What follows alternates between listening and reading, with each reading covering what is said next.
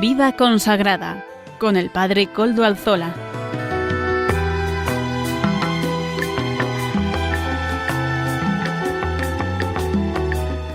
Buenas tardes, hermanos, amigos y oyentes. Hoy es jueves y son las 5 de la tarde, una hora menos en las Islas Canarias. Es por tanto la hora de Vida consagrada aquí en Radio María. Les saluda con sumo gusto, Padre Koldo Alzola, quien les habla. Soy trinitario y emito desde Algorta, desde Vizcaya, desde la diócesis de Bilbao, en la parroquia del Santísimo Redentor de Algorta. Y como ya es conocido para los oyentes de este programa de Vida Consagrada en el que estamos, nos encomendamos al inicio de al Beato Domingo Iturrate, nuestro patrono y protector, cuyas reliquias gozosos custodiamos en esta iglesia parroquial. Saludo también a quienes nos están ayudando en el control en Madrid. Gracias al servicio silencioso de estos colaboradores, de estos compañeros de Radio María, podemos emitir en esta ocasión también. En el programa de hoy contaremos con las siguientes secciones: Amaro Villanueva con la sección Música para Evangelizar, Padre Luis Alfredo Gutiérrez Mendoza con la sección Santos de ayer y de hoy, y don Gilberto Fernández Escalante, también laico, con la sección de Historia de la Iglesia, de Historia de la Vida Consagrada. Hoy, que es 15 de enero de 2026, madre mía, cómo se pasa el tiempo. Ya estamos en el tiempo ordinario, en la primera semana del tiempo ordinario. Tiempo que es tiempo ordinario en la liturgia, pero también tiempo convulso el que nos toca vivir en este tiempo, porque la actualidad política, social y mundial es verdaderamente preocupante. Así lo expresaba el Papa León XIV, que pronunció ante los diplomáticos mundiales un largo discurso político. Trató casi todos los temas, desde la moral, pasando por los conflictos o la persecución religiosa y la actualidad mundial. Por ejemplo, también, entre otras cosas, defendió la libertad de conciencia. Todo esto fue el pasado viernes ante los embajadores acreditados ante la Santa Sede. Monseñor Munilla habló de este discurso, por eso no me voy a detener profusamente a comentarlo, porque ya lo han hecho en Radio María. Pero sí que es verdad que el Papa tocó todos los temas, la libertad de conciencia, también habló del aborto. El Papa expresó la postura en contra de los proyectos destinados a financiar el aborto, ¿verdad? La Santa Sede, decía el Papa León con contundencia y severidad, expresa su profunda preocupación por los proyectos destinados a financiar la movilidad transfronteriza con el fin de acceder al llamado derecho al aborto seguro. Asimismo, considera deplorable, decía el Papa, que se asignen recursos públicos para suprimir la vida en lugar de invertirlos en apoyar a las madres y a las familias. Sobre la situación actual, que verdaderamente es preocupante, el Papa pidió la renovación del START, que acaba en febrero, que expira en febrero. El START es un acuerdo entre Rusia y Estados Unidos para limitar y reducir los arsenales de armas nucleares. El Papa también señaló que el multilateralismo está cada vez más en decadencia y que esto es motivo de preocupación, ya que la diplomacia de la guerra y la fuerza está ganando el terreno. Multilateralismo, ¿qué significa? Pues la diplomacia que promueve el diálogo y que busca el consenso entre todas las partes. Decía el Papa que estaba siendo sustituida por una diplomacia basada en la fuerza, y ya sea por parte de individuos o de grupos de aliados, ¿verdad?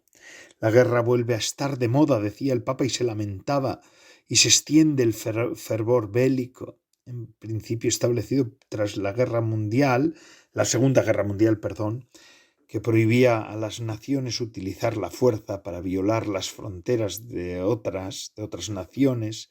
Se ha visto completamente socavado. Decía el viernes pasado el Santo Padre, el Papa León. Después vamos a hablar de la Segunda Guerra Mundial y de una situación de la ocupación nazi, ¿verdad?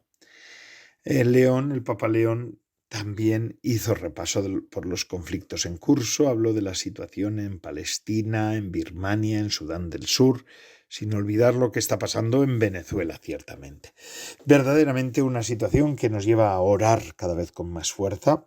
Gracias a Dios también tenemos a Radio María que nos ofrece estas informaciones, no las informaciones que a veces dan los medios de comunicación, bastante sesgados, porque tienen unos intereses bastante particulares. Los que pagan mandan en los medios de comunicación, siempre es así.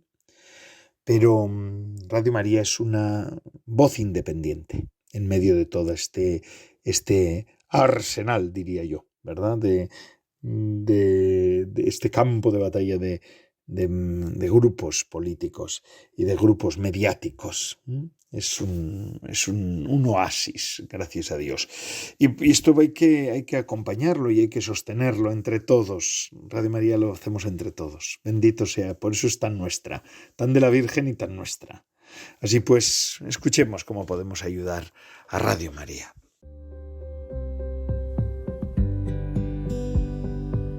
En enero de 1999, Radio María comenzó sus emisiones en España. Todos estos años nos han mostrado cómo el Señor y la Virgen han bendecido esta radio evangelizadora que cambia vidas y llena de alegría y esperanza tantos corazones. Nuestro deseo es seguir avanzando con la ilusión de llevar a todos los hombres la buena noticia del amor de Dios. Pero la radio de María no tiene publicidad ni patrocinadores, por lo que necesita mes tras mes de la ayuda de sus oyentes, voluntarios y bienhechores. Contamos por ello con vuestro compromiso voluntario y generosidad, mantenida día a día, para seguir dando voz a la palabra hecha carne. Puedes informarte de cómo colaborar llamando al 91 822 8010 o entrando en nuestra página web radiomaria.es. Radio María, un año más contigo.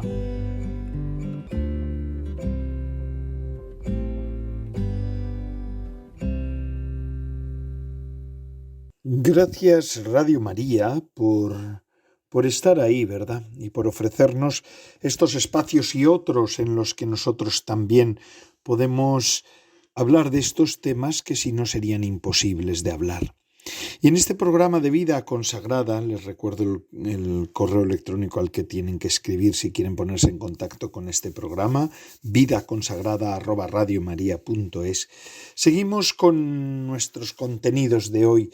En concreto, en un momento tan convulso de la historia, como bien lo dijo el Papa León el pasado viernes en el encuentro que tuvo con los embajadores, siempre es bueno que en la Iglesia surjan voces analíticas, que analicen, que critiquen, que sean portadoras de esperanza en un mundo cargado de desesperanza. Esto, entre otros, es también esta es una de las tareas, entre otras, de la vida consagrada, y así lo ha sido en la historia de la humanidad. Estos días me venía a mí a la cabeza un hecho de uno de los grandes teólogos del siglo XX, el padre Henri de Lubac, jesuita, consagrado por tanto, y cómo participó en la resistencia cristiana al nazismo, ¿verdad? Henri de Lubac, que era ciertamente uno de los mayores teólogos del siglo XX, pues tuvo una participación en la resistencia nazi durante la invasión alemana a Francia en la Segunda Guerra Mundial. Se trató de la suya de una resistencia que promovió diversos análisis y denuncias de las causas que llevaron a la gestación y al desarrollo de que es una cosa que ahora estamos sufriendo, un neopaganismo que buscaba la apostasía de Europa. Y esa parte yo creo que en gran medida la han conseguido. Pero este hombre, este consagrado, fue quien también opuso resistencia a esa voluntad de neopaganismo de Europa. El 10 de mayo de 1940, en plena Segunda Guerra Mundial, la Alemania nazi invadió Francia. La ocupación se prolongaría hasta 1944. Se confirmaban así los temores que en años anteriores ya se presentían en diversos ambientes. Según confiesa el padre de Lubac, Henri de Lubac, en sus memorias, tras la llegada de Hitler al poder, se percibía cada vez más angustioso el incremento de los peligros. Sobre la atmósfera social nacional e internacional gravitaba una pesadumbre que iba en creciente hasta resultar intolerable. Tras el armisticio de Compiègne, el 22 de junio de 1940, la nación francesa quedaba dividida en una zona norte ocupada por los nazis, teniendo como capital París, y una zona sur libre, pero colaboracionista, con las fuerzas del Tercer Reich, gobernada por el mariscal Pétain, cuya sede fue la ciudad de Vichy. Este gobierno colaboracionista de la zona sur promulgó leyes de corte nacional socialistas como la persecución y exterminio masivo de judíos residentes en Francia, promoviendo un antisemitismo en todos los niveles mediante una campaña publicitaria de radio, cine, prensa, carteles, fotografías, también con leyes arbitrarias, persecución, violencia, etc. Esta situación no solo afectaba a los judíos, también iba de lleno contra la Iglesia Católica, según evidenciaba Henri de Lubac, el padre Henri de Lubac, en una carta enviada a sus superiores jesuitas. Las ruinas son inmensas. Por todas partes se cierran o se transforman, las escuelas religiosas se disuelven, las asociaciones católicas se suprimen una tras otra, las facultades de teología se obstaculiza de mil maneras el desarrollo de las órdenes religiosas y se reduce a la nada la prensa católica. Se toman medidas contra todas las personalidades cristianas que aún no han sido eliminadas o exiliadas. En la mayoría de los casos, decía Henri de Lubac, basta con simples operaciones policiales, ya que el Estado nazi no se ocupa por la legalidad. Periódicamente se desatan grandes campañas, juicios por divisas, juicios por costumbres, juicios por catolicismo político. El objetivo no es tanto destruir completamente el cristianismo como degradarlo. Se denuncia como algo despreciable al tiempo que se intenta arruinar todos sus focos de influencia cultural, fuerte espiritualidad. En todas partes se impone una enseñanza pagana. La infancia y la juventud son sistemáticamente descristianizadas y las apostasías se multiplican, decía el padre de Lubac en aquel momento de la ocupación francesa por parte de los nazis. Para Henri de Lubac, para el padre Henri de Lubac y sus compañeros de la resistencia cristiana, la propagación del nazismo por Europa no era un mero cambio de régimen o del cambio de un sistema político por otros que crearía nuevas condiciones sociales. Se trataba de un ataque a la cuestión fundamental de la existencia humana, es decir, a la fe cristiana, la concepción del hombre y la vida, la espiritualidad y el mundo interior. Se intentaba instalar una inversión de valores de la cultura occidental que durante siglos había sido estructurada por el cristianismo. Ahora se pretendía promover un neopaganismo estableciendo una religión de reemplazo con nuevos dioses, siendo el principal el Estado. El principal dios, el Estado. La consecuencia directa era un neopaganismo antiteísta y antihumanista. Y todo ello constituía el fundamento teórico de la persecución a judíos y cristianos, los campos de concentración, la dictadura ideológica, la explotación de los hombres, la guerra entre las naciones con el afán expansionista. En este sentido, como cuando Lubac, del padre de Lubac, plantea lo espiritual, no lo hace en desconexión a lo temporal o externo, sino que la intrínseca relación entre lo sobrenatural y lo natural, lo espiritual y lo temporal, se conectan de tal modo que el ataque nazi a la primera de las dimensiones pervertiría decididamente a la segunda. Así los alemanes habrían logrado justificar lo injustificable, el horror de la guerra, el antisemitismo y el anticristianismo, ¿verdad? El ataque nazi a la situación sobrenatural, pues llevaría a lo antinatural, como siempre ha ocurrido en la historia de la humanidad. Cuando se combate a Dios, al final se mata al hombre. Y Delibac, el padre de Delibac, con su clarividencia habitual, entendía que detrás de todos los ataques y de la expansión del nazismo se encerraba un fundamento teológico con trágicas consecuencias para el cristianismo. Esto le llevó a realizar un estudio llamado Los fundamentos religiosos del nazismo y del comunismo, donde deja al descubierto el fundamento religioso de dos grandes sistemas totalitarios, el comunismo o marxismo bolchevique y el nazismo alemán. Para ello procede metodológicamente analizando los postulados principales de los que él considera como los padres intelectuales de ambos sistemas, Feuerbach y Nietzsche, y subsidiariamente pues Hegel y Heidegger, ¿verdad? Para luego demostrar las convergencias y divergencias entre ambos sistemas, así como su actitud teórica y práctica frente al cristianismo. Es imposible que yo en este rato breve pueda explicar lo que Henri Delibac presentaba en sus análisis, pero verdaderamente es impresionante ver la hondura con la que este hombre, el padre de Delibac, religioso consagrado, que es una de las tareas que tenemos aquí, los consagrados para la Iglesia, como servicio a la Iglesia, demostraba cómo todo esto tiene la misma raíz, anticristiana, anti-Dios.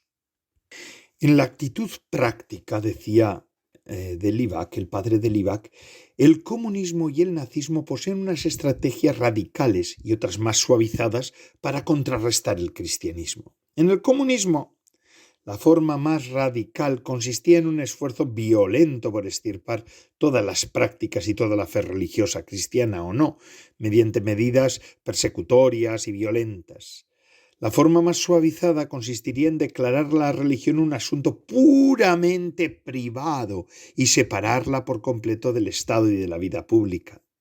Por su parte, decía Delibac que el nazismo en su forma más radical consistirá en paganizar la religión mediante la persecución del cristianismo y sustituyéndolo por un culto neopagano, cambiando su Dios, su moral, sus sacramentos y su corpus mysticum por una versión pagana de los mismos. O sea, sustituyendo la fe cristiana verdadera por sus pretensiones, ¿verdad?, totalitarias. Verdaderamente es brillante. No puedo explicar bien todo el artículo porque no tendría tiempo suficiente, ¿verdad? Pero es de una profundidad singular esto que nos dice el padre de Delibac, este religioso, este consagrado, que escribe y que da a conocer todo el entramado del comunismo y el nazismo, que pretenden un neopaganismo y una nueva religión que sustituya a la religión verdadera, que es el cristianismo. Los dos sistemas van contra lo mismo. Su raíz está ahí. Bueno, vamos a hacer una pequeña pausa y después de la pausa musical de la mano de Amaro Villanueva volvemos otra vez aquí en Radio María al programa de Vida Consagrada en el que estamos.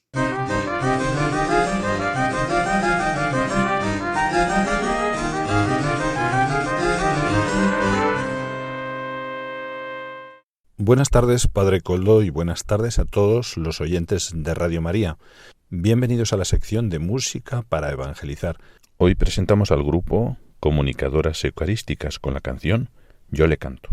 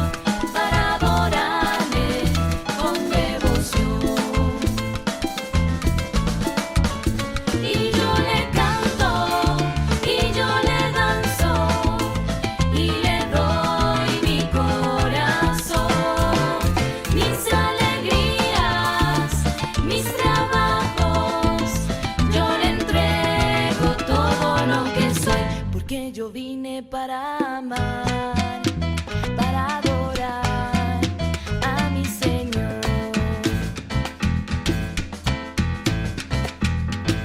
Porque yo vine para amar, para adorar a mi Señor. Y yo le canto, y yo le danzo, y le doy mi corazón, mis alegrías, mis trabajos.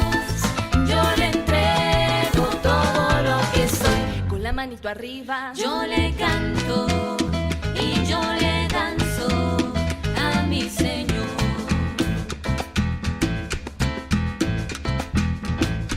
Moviendo el piecito, yo le canto y yo le danzo a mi Señor.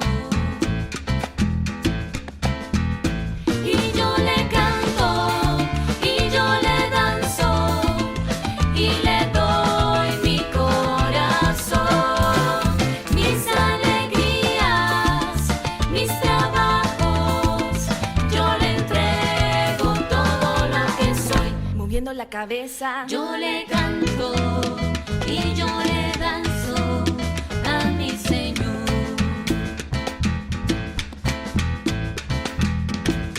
Dando una vueltita, yo le canto y yo le danzo a mi Señor. Y yo le canto y yo le danzo y le doy mi corazón, mis alegrías, mis trabajos. Yo le entrego todo lo que soy.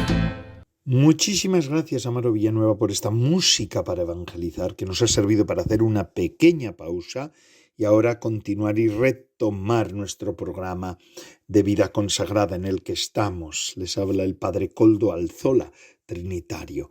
Les hablaba antes de la pausa sobre Henri de Libac, el padre Henri de Libac y su resistencia antinazi, ¿verdad? Su clarividente análisis del nazismo y del comunismo como con una misma voluntad de acabar con el cristianismo, creando ese neopaganismo. Y quiero acabar pues con un momento de memoria, ¿verdad?, de esa resistencia cristiana, pacífica, ante el nazismo, que ha sido la más fuerte que ha habido, ¿verdad?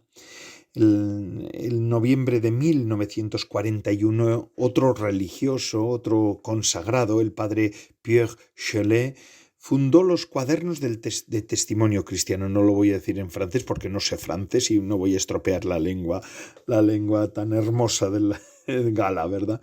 Donde colaboraron intensamente el padre Gaston Fersat y el padre Henri de Libac, tres consagrados, tres religiosos, ¿verdad? Todos ellos eran jesuitas, junto a un conjunto de laicos y algunos protestantes como el pastor Marc Wegner también, para que otorgaban un espíritu ecuménico al proyecto. Este grupo de trabajo tendría un papel fundamental en la resistencia espiritual al nazismo durante la ocupación alemana de Francia. Los cuadernos, cahiers, fueron una serie de estudios y escritos clandestinos que se distribuyeron por Francia, incluida la zona ocupada, con el fin de promocionar la conciencia cristiana y evitar que la difusión del odio racista ganara adeptos entre los cristianos, evidenciando las implicaciones que ello tenía para la Iglesia, rompiendo así la inercia de muchos católicos y aportando una voz de anuncio y denuncia ante el silencio de la mayoría de la jerarquía eclesiástica francesa.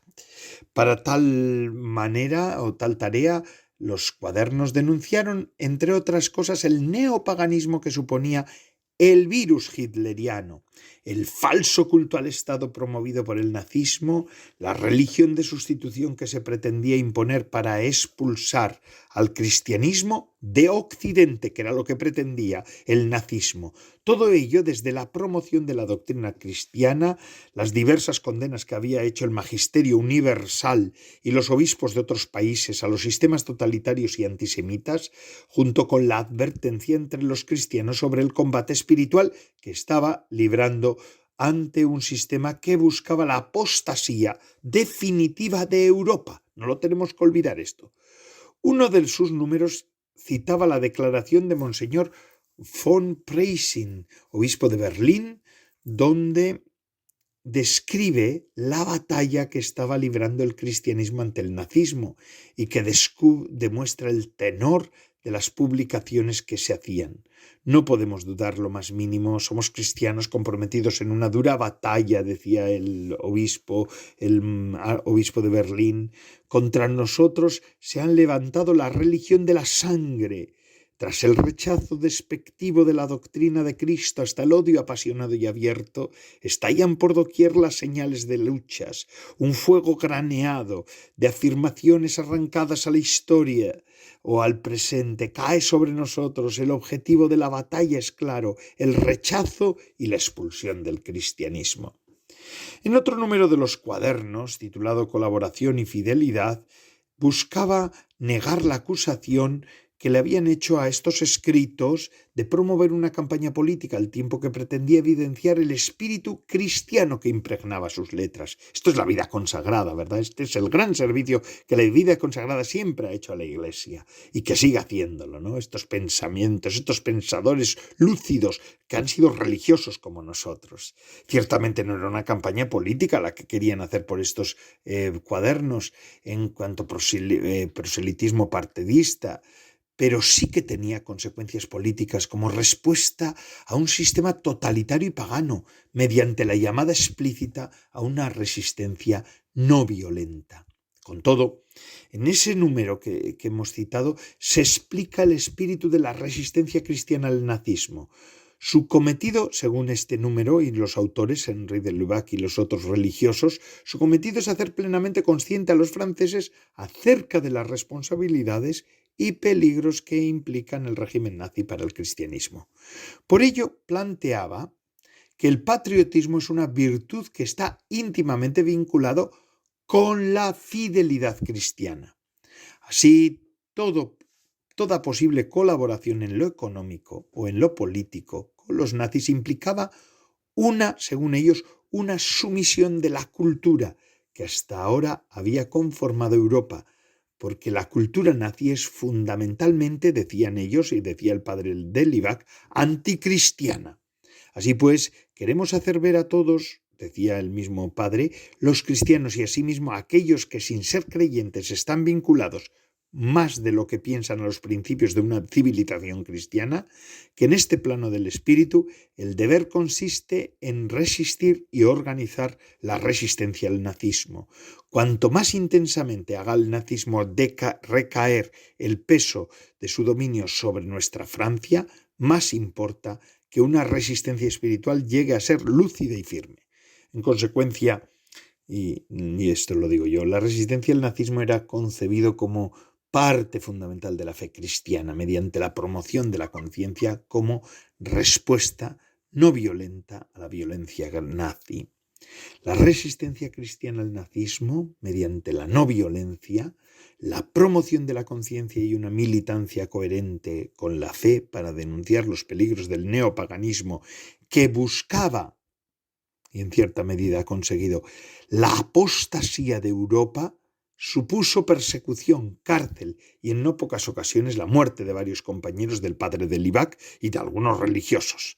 En este sentido, sorprende la clara y profética advertencia que el ya entonces cardenal Libac hacía a las generaciones futuras en 1988, varias décadas después de la guerra.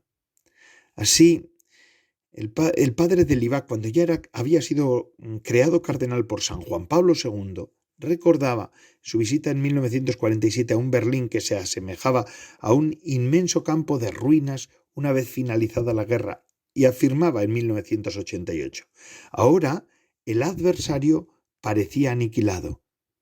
Pero decía el padre de Libac, pero siempre renace bajo otras formas.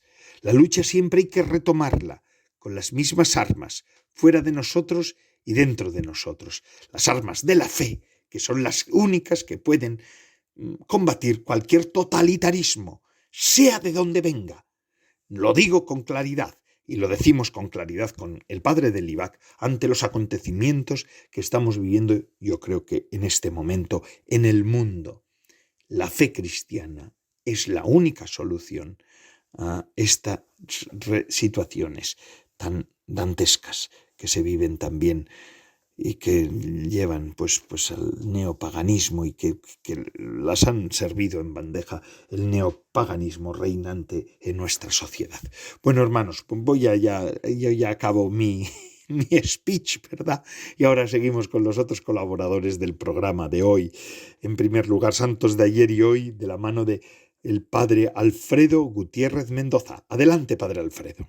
Muy buenas tardes, querido Padre Coldo y comunidad radioyente de esta su emisora Radio María. Les saluda nuevamente en este jueves 15 de enero del año en curso su amigo y hermano en la fe, el Padre Alfredo Gutiérrez, de la Orden de la Santísima Trinidad y de los Cautivos. Y quiero invitarlos, mis queridos hermanos, a conocer a una de las mentes más profundas y luminosas de la Iglesia Católica en el siglo XX, y del cual ya nos ha hablado un poco acerca de él el Padre Coldo. Se trata de, efectivamente, Henri de Lubac, sacerdote jesuita, teólogo, pensador apasionado por Cristo, por la Iglesia y por el ser humano. Tal vez su nombre no nos sea tan conocido como el de un santo popular, como es costumbre que hacemos durante esta sección del programa, pero su influencia teológica es inmensa, porque ayudó a renovar la teología católica, inspiró el Concilio Vaticano II y dejó un legado que todavía hoy orienta la manera como la Iglesia se comprende a sí misma y dialoga con el mundo. Y al final, para seguir con la línea de este espacio de nuestro programa, pues lo pondremos en diálogo con un gigante de la historia cristiana que ya hemos analizado el año pasado. San Agustín de Hipona, el santo que más influyó en su pensamiento. ¿Qué podemos decir acerca de los orígenes y de su juventud?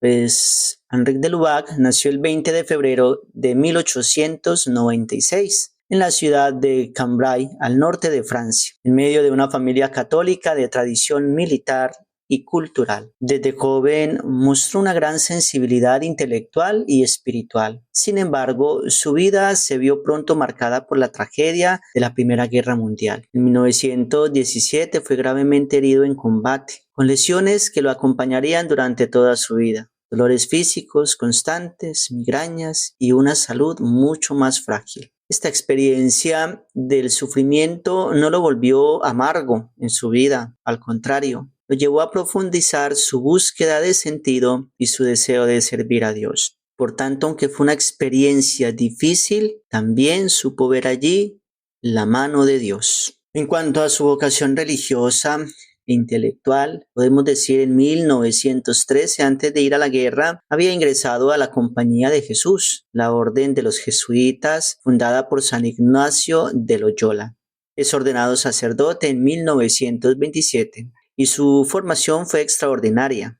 Cursó estudios de filosofía, teología, lenguas antiguas, padres de la Iglesia, a los grandes escritores cristianos de los primeros siglos. Por tanto, desde muy joven se destacó como profesor en universidades católicas de Francia, especialmente en Lyon. Fue un teólogo que incomodó, pero a la vez renovó. De Lubac vivió en una época donde la teología católica estaba muy dominada por un pensamiento muy rígido, el famoso llamado neoescolasticismo, el cual separaba excesivamente lo natural de lo sobrenatural, la razón de la fe y al ser humano de Dios. Por tanto, de Lubac se atrevió a decir algo revolucionario en su tiempo. El ser humano está hecho desde lo más profundo para Dios, porque no somos criaturas cerradas, sino seres con sed de infinito. En 1946 publicó una obra clave, Sobrenatural, donde criticaba la idea de que la gracia de Dios fuera algo añadido desde fuera, como si fuera un accesorio.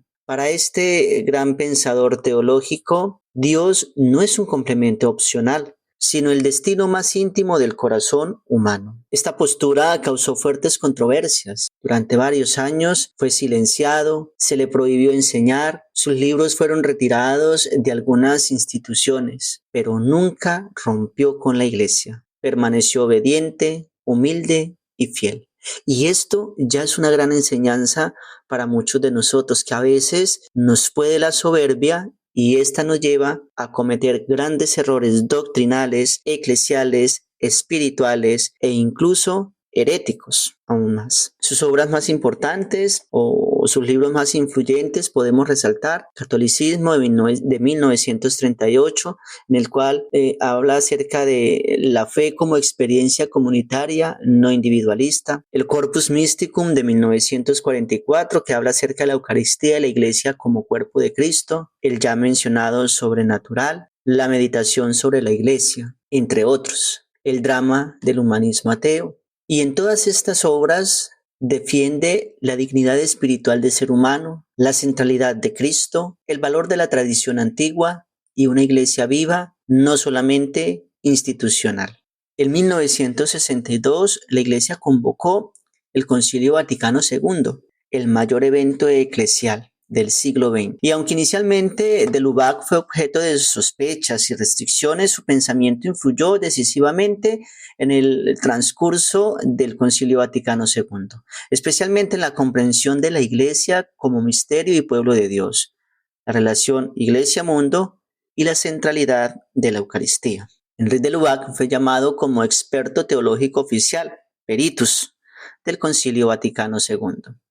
Allí influyó profundamente en documentos sobre la Iglesia como misterio y comunión, la relación con el mundo moderno, la revelación, el papel de los laicos en la Iglesia, el ecumenismo, entre otras cosas.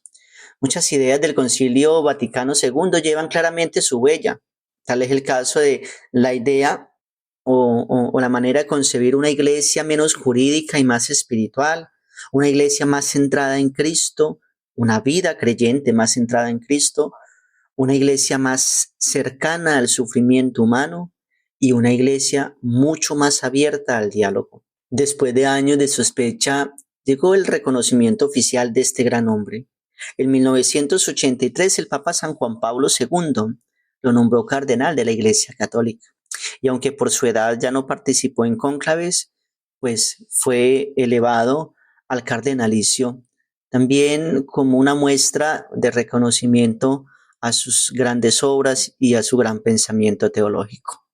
Murió el 4 de septiembre de 1991 en París a los 95 años. Y murió como vivió, discretamente, profundamente creyente y enamorado de Cristo. Ojalá que nuestra muerte nos encuentre de esta manera también, tan coherente como la vida de Henri de Lubac. En cuanto a las claves de su pensamiento teológico, podemos resumir su pensamiento en 5 grandes ideas. El ser humano está hecho para Dios, la fe no es individualista, es comunitaria, Cristo es el centro de toda la historia, la Iglesia es misterio, no solo institución, y la teología debe beber de las fuentes antiguas. ¿Contra qué luchaba Henri de Lubac con su pensamiento? Contra una fe fría y puramente intelectual, contra una religión reducida a normas y contra el ateísmo moderno que prometía un humanismo sin Dios, contra la separación entre fe y vida real. Y como les decía, un santo que marcó la vida de Henri de Lubac pues fue San Agustín de Hipona. Una breve semblanza acerca de San Agustín. Recordemos que ya habíamos visto a este santo el año pasado. San Agustín nació en el 354 al norte de África, actual Argelia, en la ciudad de Tagaste. Y fue un joven brillante, inquieto, apasionado, pero muy desordenado en su juventud. Buscó la felicidad en los placeres, en el éxito, en la filosofía, en distintas religiones, pero nada lo llenaba. Hasta que se encontró con Cristo, convirtiéndose así en el año 386. Fue ordenado sacerdote y luego fue obispo de Hipona. Murió en el año 430. Y entre sus obras más famosas pues, están las Confesiones, la Ciudad de Dios, el Tratado sobre la Trinidad, Y su frase más famosa, pues resume toda su espiritualidad. Nos hiciste, Señor, para ti, y nuestro corazón está inquieto hasta que descanse en ti. Y muy seguramente esta frase fue la que marcó muchísimo a Enrique de Lubac. Ambos compartían una visión profunda del corazón humano, la idea de que el deseo de Dios está inscrito en nuestra naturaleza, una fe vivida desde dentro, no solo aprendida, un amor por la iglesia profundo y la lucha contra los errores de su tiempo. San Agustín combatió el orgullo, el materialismo, el olvido de Dios. De Lubac combate el secularismo moderno, el ateísmo, la reducción del ser humano a lo material. Podemos decir, en cierta medida, que de Lubac fue un Agustín del siglo XX. Mis queridos hermanos, Enrique de Lubac nos deja un mensaje profundamente actual. Vivimos en un mundo acelerado, tecnológico, productivo, pero muchas veces vacío. Nos promete felicidad en el consumo, en el éxito, en la imagen, y sin embargo el corazón sigue inquieto. De Lubac nos recuerda algo esencial. No estamos hechos solos para sobrevivir, estamos hechos para amar, para buscar la verdad, para encontrar a Dios. Su legado no es solamente para teólogos, ni quienes se dediquen al estudio de la teología, de las ciencias bíblicas o quienes tengan un llamado religioso o sacerdotal. Es para todo aquel que alguna vez se ha preguntado quién soy, para qué vivo, por qué siento este deseo de algo más. Que su vida nos anime a pensar con profundidad, a creer con humildad, a vivir con esperanza y a buscar a Dios sin miedo. Porque como decía San Agustín y creía Enrique de Lubac, solo en Dios descansa verdaderamente el corazón humano. Mis queridos hermanos, que la gracia de Dios Padre nos acompañe, la efusión del Espíritu Santo nos ilumine y nos guíe, y el amor de Jesucristo sea nuestra compañía, y la protección amorosa de nuestra Madre del Cielo, la Virgen María, sea una constante en nuestra vida. En el nombre del Padre, del Hijo y del Espíritu Santo. Amén. Gracias, Padre Alfredo Gutiérrez Mendoza. Y concluimos el programa de hoy con la última colaboración de nuestro laico, colaborador laico, don Gilberto Fernández Escalante, que nos ofrece esta historia de la Iglesia comentada. Muy buenas tardes, Padre Coldo, y también para todos nuestros oyentes de Radio María. Continuamos nuestro ciclo dedicado a las órdenes mendicantes con un tema que no hemos tocado de manera tan directa en otras ocasiones, ¿no? Y es que, habiendo recorrido, como lo hemos hecho, los orígenes y la expansión de la orden de los predicadores, nos vamos a detener en una experiencia menos visible, pero profundamente real y evangélica, que no es otra que el fracaso en la predicación. El fracaso cuando el anuncio no produce fruto aparente, cuando llega el rechazo o cuando el predicador muere sin ver los resultados. Este, al contrario de lo que pudiera parecer, no es un tema marginal, porque atraviesa el Evangelio y atraviesa también la historia de la orden dominica. En las Escrituras, Jesús es rechazado, ¿no? en Nazaret. El joven rico se marcha triste, muchos discípulos abandonan tras el discurso del pan de vida y la cruz aparece humanamente como el colapso total de la misión. San Gregorio Magno lo expresaba con crudeza al recordar que el predicador arroja la semilla pero no gobierna el terreno donde ésta cae. La fidelidad no garantiza la acogida. Y este horizonte evangélico es clave para leer los testimonios medievales. Las primeras fuentes dominicanas son sorprendentemente sinceras al hablar de predicaciones infructuosas. Jordán de Sajonia reconoce que durante los años de confrontación con el catarismo, muchos frailes disputaban largamente, pero el pueblo permanecía endurecido o indiferente. En algunos lugares del Languedoc, los dominicos predicaron durante meses sin conversiones visibles. Según recoge Viquer, en determinadas aldeas los habitantes acudían a escuchar por curiosidad, pero regresaban después a los perfecti cátaros. La predicación fue fiel, pero el fruto no llegó. Y este dato es importante. La verdad anunciada no siempre vence en el tiempo del predicador. De todas formas, tenemos que decir que el fracaso no fue solamente pastoral. También hubo fracasos institucionales. Las crónicas recogen intentos de fundación bloqueados por los obispos, de fundación de nuevas casas en nuevas ciudades, bloqueados por obispos que temían perder el control pastoral o por autoridades urbanas que desconfiaban de los mendicantes, así como en otros lugares, es el propio clero local, no necesariamente los presbíteros o diáconos los que ponen trabas, ¿no? para que esto suceda. Lawrence documenta casos en las ciudades del norte de Italia y del ámbito germánico donde los dominicos fueron obligados a abandonar el lugar poco después de llegar, al ser considerados elementos de conflicto. En otros casos se les permitió residir, pero no predicar públicamente. Como vemos, ¿no? La expansión dominicana no fue una marcha triunfal, sino un camino lleno de cierres, retrocesos y renuncias. Y más difícil que el rechazo externo fue el fracaso interior. Humberto de Romans predica un pasaje especialmente duro a los predicadores que tras años de misión sin fruto visible caían en tristeza profunda y tentación de abandono. Algunos frailes confesaban sentirse inútiles, haber gastado su vida hablando al viento. Por ello, Humberto advierte que al medir la predicación por los resultados es una tentación muy peligrosa porque convierte al predicador en juez de la obra de Dios.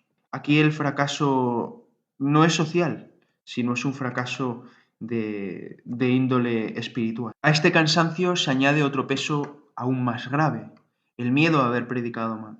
Las Constituciones Antiquae recuerdan con severidad que un error doctrinal puede dañar gravemente a los fieles. Por eso muchos dominicos vivían con la angustia de no haber servido al bien, sino al daño. Este temor aparece explícitamente en exhortaciones internas de la orden. No convertir ya era doloroso, convertir mal era aterrador. El predicador bien podía fracasar, pero no solo por esterilidad, sino por haber sido causa de confusión.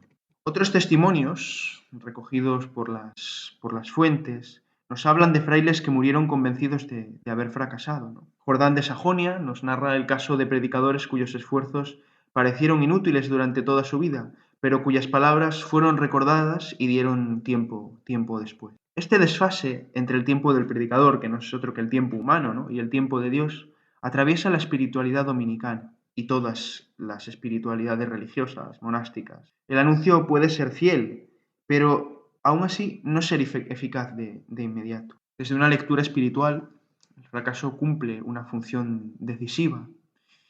Parece que Dios se vale de él para purificar nuestra misión, ¿no? La misión. Rompe la tentación del protagonismo apostólico y devuelve al predicador a la obediencia desnuda. Santo Tomás de Aquino recordará en la Suma Teológica, en la segunda parte, que la predicación brota de la contemplación, no de la autosuficiencia. Cuando el fruto no llega, la misión deja de apoyarse en la eficacia y se convierte en un acto puro de fe. En este sentido, la propia tradición cristiana afirma que hay frutos invisibles, palabras recordadas años después, conversiones lentas, semillas que germinan en otros. La comunión de los santos permite afirmar que nadie predica en vano, aunque muera sin verlo. Y la cruz es el criterio último, ¿no? En ella Cristo no convierte a las multitudes, muere abandonado, y sin embargo así se da la salvación.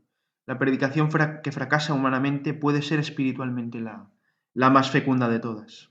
Bien, y para concluir, ¿qué podríamos decir, no? Y es que la historia dominicana muestra con claridad que el fracaso no es lo contrario de la misión, sino una de las formas más puras. Predicar sin ver el fruto, amar sin respuesta, sembrar sin cosecha visible, todo esto pertenece al seguimiento de Cristo. La fecundidad pertenece a Dios.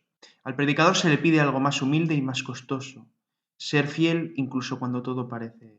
Pues bien, queridos hermanos, queridas hermanas, en nuestro próximo encuentro seguiremos profundizando en la aportación de la orden de predicadores a la vida de la Iglesia. Nos detendremos esta vez en el desarrollo de la escolástica medieval y en la decisiva contribución intelectual de la orden al conocimiento cristiano. De modo especial nos acercaremos a la figura de Santo Tomás de Aquino y al tomismo como uno de los grandes intentos de armonizar fe y razón, revelación y pensamiento humano en el corazón mismo de la Edad Media. Pues bien, muchas gracias por acompañarnos una semana más. Que Santo Domingo y todos los santos de la Orden Dominicana intercedan por todos nosotros que anunciamos el Evangelio en medio del cansancio, el rechazo y el silencio, y nos conceda la paz de saber que ninguna palabra pronunciada por Dios se pierde. Y ahora, Padre Koldo, le devuelvo la palabra. Adelante, Padre. Gracias, don Gilberto Fernández Escalante, por esta intervención suya al final del programa.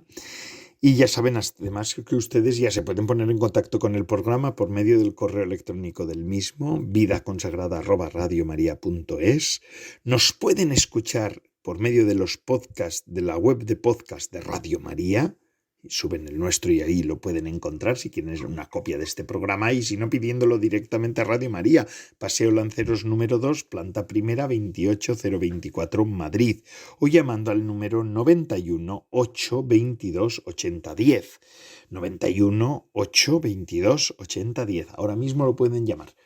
Marcan 91 822 8010 y les mandan este programa grabado para ustedes, y con lo que necesiten también. Bueno, feliz tarde a todos, que Dios les bendiga. Hasta la semana que viene, si Dios lo quiere, y que tendremos aquí Vida Consagrada a esta misma hora, a las 5 en la hora peninsular, 4 de la tarde de los jueves en horario canario.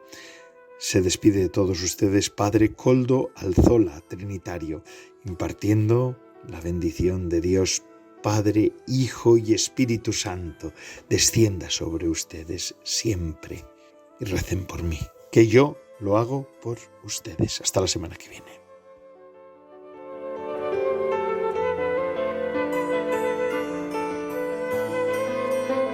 Vida consagrada con el Padre Koldo Alzola.